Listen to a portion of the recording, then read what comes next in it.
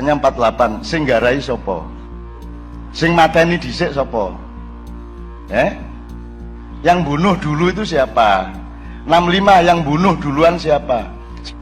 Dok, saya hidup di masa itu dan saya membawa pedang tiap malam karena ayah saya juga mau dibunuh dan saya apalagi kan saya Imam Harun Najib. Apakah selama ini turunan PKI dibunuhin? Tidak tahu. Diterima nggak sebagai bangsa Indonesia? Diterima, bisa kerja, bahkan bisa menjadi staf presiden loh. Saya terkejut pada saat asisten intelijen saya, Mayor Jenderal Beni, sekarang masih menjabat sebagai Asintel, cerita kepada saya, Bang Lima, saya kaget. Anak saya semester 2 di UI bertanya kepada saya, Aidi itu siapa Pak? Kaget. Itu siapa? Saya juga kaget Pak. Dia nggak tahu katanya. Setelah itu saya telusuri sejak tahun 2002, finalnya 2004, itu pelajaran tentang sejarah G30 PKI tidak diajarkan lagi di sekolah.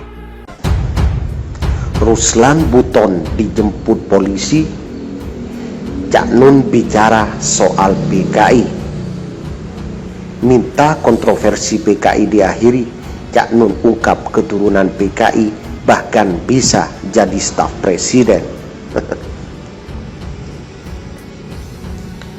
Terkait kontroversi Partai Komunis Indonesia, MH Ainun Najib atau Cak Nun ikut memberikan penjelasannya. Jadi siapa duluan yang membunuh? Katanya dalam sebuah tanya jawab yang beredar luas di media sosial. Dia menyorot kasus 1948 dan 1965.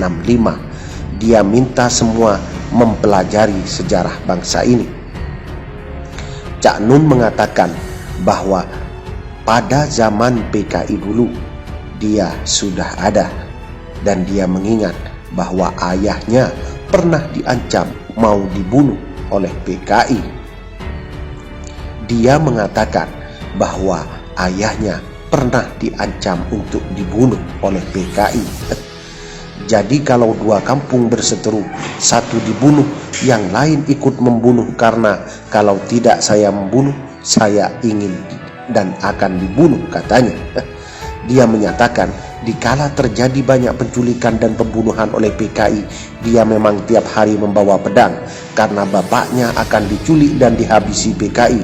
Demikian juga yang akan terjadi pada Cak Nun. Namaku dulu masih Muhammad, tapi supaya tidak Islam nemen terlalu, tak aku ganti jadi MH, katanya. Yang menarik dalam tanya jawab ini, Cak Nun membuka tentang fakta bahwa keturunan PKI ada di mana-mana dan tidak ditolak bekerja, bahkan ada yang diterima dalam kedudukan terhormat sebagai staf presiden. Pertanyaannya, apakah keturunan PKI itu dibunuh? Ndak toh, diterima tidak sebagai bangsa Indonesia. Diterima, bisa kerja, bahkan keturunannya jadi staf presiden tingkat tinggi, katanya, tanpa merinci siapa staf tersebut.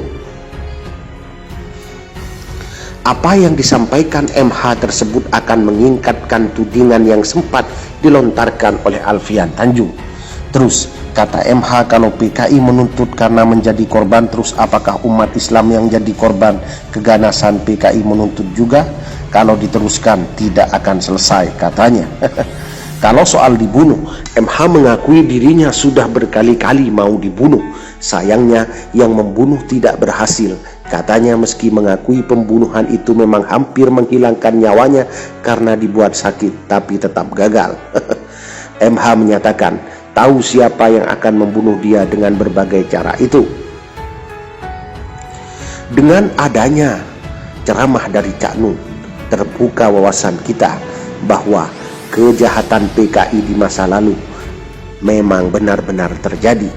Bahkan Cak Nun mengatakan bahwa dirinya dan ayahnya sempat menjadi ancaman untuk dibunuh oleh Partai Komunis Indonesia atau PKI.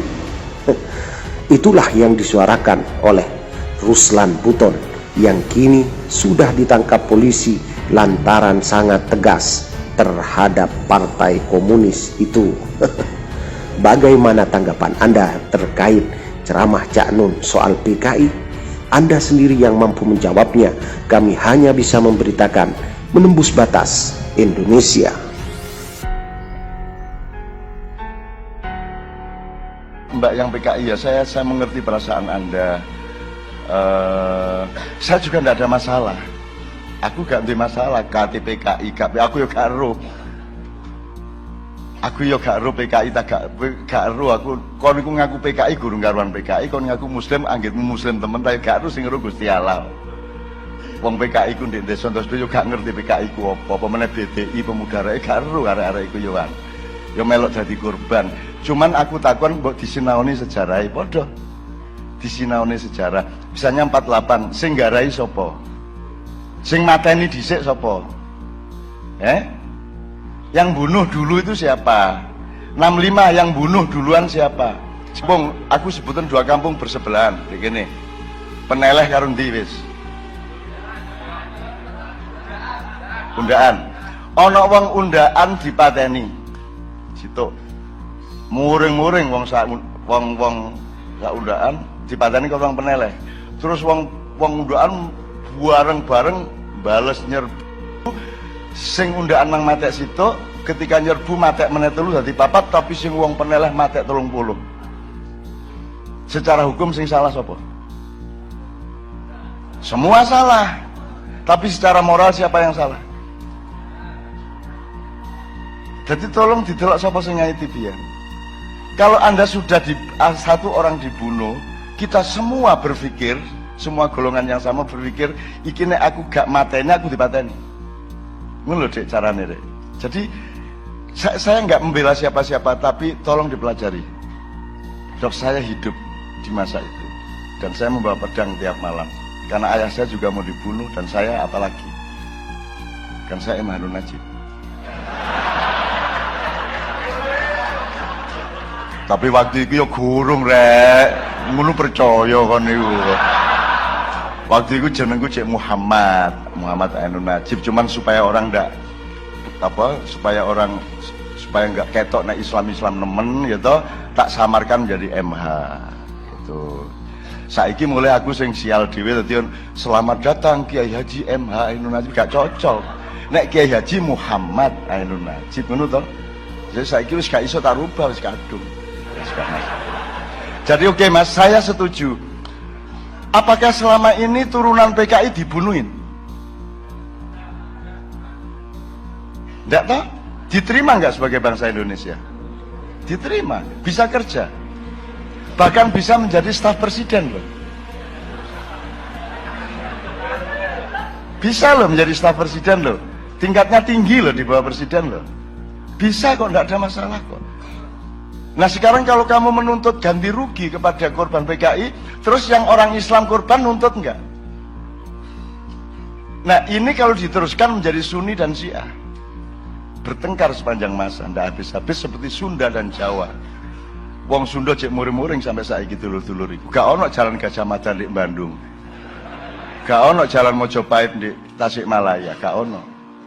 Padahal wis tak kandhani ket biyen. Saya sudah ke Tasikmalaya, sudah ke Bandung, saya kumpulin teman-teman dulu waktu Gajah Mada itu. Nyegat pasukan Siliwangi, gak SMS aku sik. Upama SMS kan tak kandhani empun ta Yai Gajah Mada ngono. Lah gak SMS aku gak ero kecolongan aku. Wis akhire kebacut akhire. Terus dendam sampai sekian abad. Nah, aku menyarankan cara wong desa wis lah rek, nek diterus-terusno wis kaya Ambon iku nek diterusno ya gak entek-entek.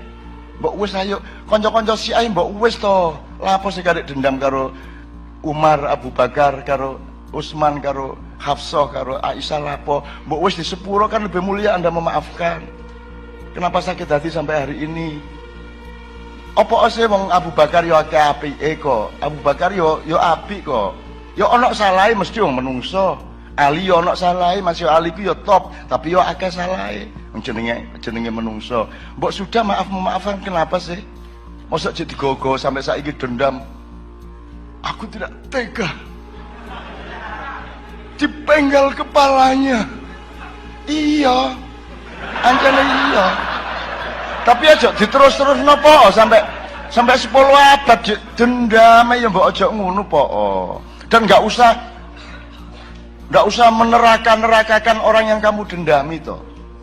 Itu ya. Nah, termasuk PKI, kalau Anda gini, kalau bermaaf-maafan kan bagus. Tapi jangan nuntut minta maaf gitu loh.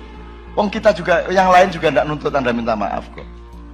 Nek bermaaf-maafan, aku dengan senang hati, sopo ae wong aku dipateni wong tak sepuro, langsung tak sepuro. Bahwa aku gak mati salah dhewe oleh mati.